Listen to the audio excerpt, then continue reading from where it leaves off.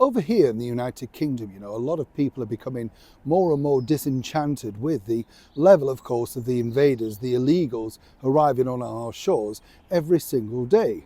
And this particular woman, Yvette Cooper, who went into power basically saying she was going to smash the gangs, well, seemingly nothing's been done.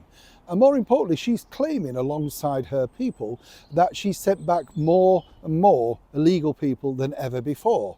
But as I said recently, there's no actual track record of that. So it's fascinating to think.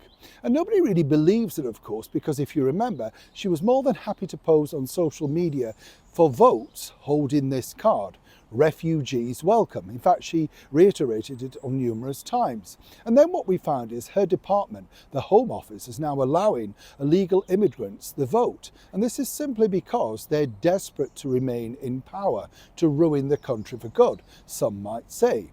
But what's fascinating now is that Yvette and her team have decided that this can't happen. But many people wonder exactly why. Let me explain.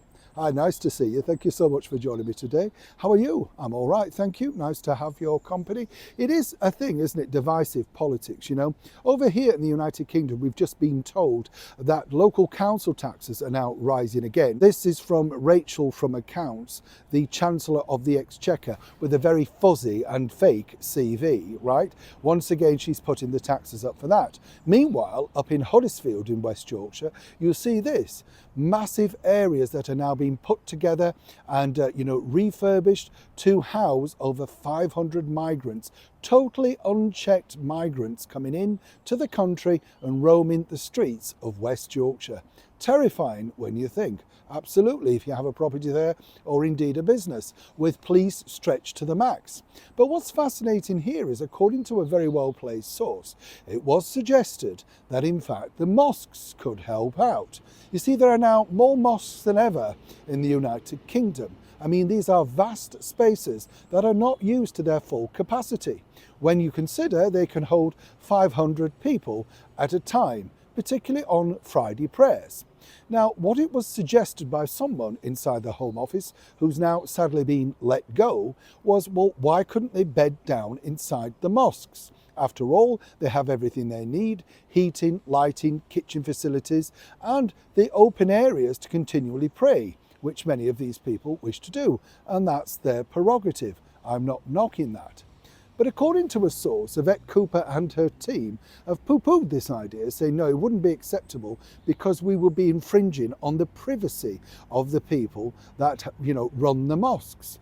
Now, the people that I know are very charitable and have given food to the homeless, helped out, and been very welcoming.